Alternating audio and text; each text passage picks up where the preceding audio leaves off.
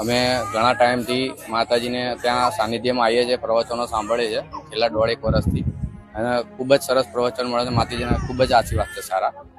માતાજીની દયાની કૃપાથી અમારા સંતાન તકલીફ હતી થોડી, 2-3 વર્ષ લગ્ન ના થયા, પણ સંતાનનું કોઈ આવશ્યકતા હતી નહીં. અમે ડૉક્ટર કને રિપોર્ટો કર્યા તો રિપોર્ટ એકદમ જ ખરાબ આવેલા, બહુ જ, જે ડૉક્ટરે ચોખ્ખું કીધેલું કે ચાન્સીસ એટલે એકદમ જ ઓછા છે, શક્યતા બહુ જ ઓછી હતી. એમ એટલા ખરાબ રિપોર્ટ હતા, છેલ્લા સ્ટેજના હતા. તો અમે અહીંયા માતાજીને ત્યાં આવતા હતા અને ઘણું બધું આવી રીતે જોયું કે બધાને માનતા પૂરી થાય છે, માતાજી આશીર્વાદ પડે છે. તો અમે પણ માનતા માની, માતાજીની દયાની કૃપા કીધું કે મા તારા આશીર્વાદ થોડા આપજે.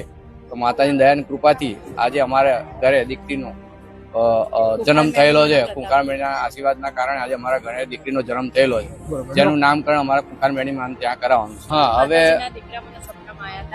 અને એમણે રૂબરૂ મારા ખોરામાં ચોખા નાખ્યા હતા, ત્યારથી મને સારું ભલું રહી ગયું. કે મારા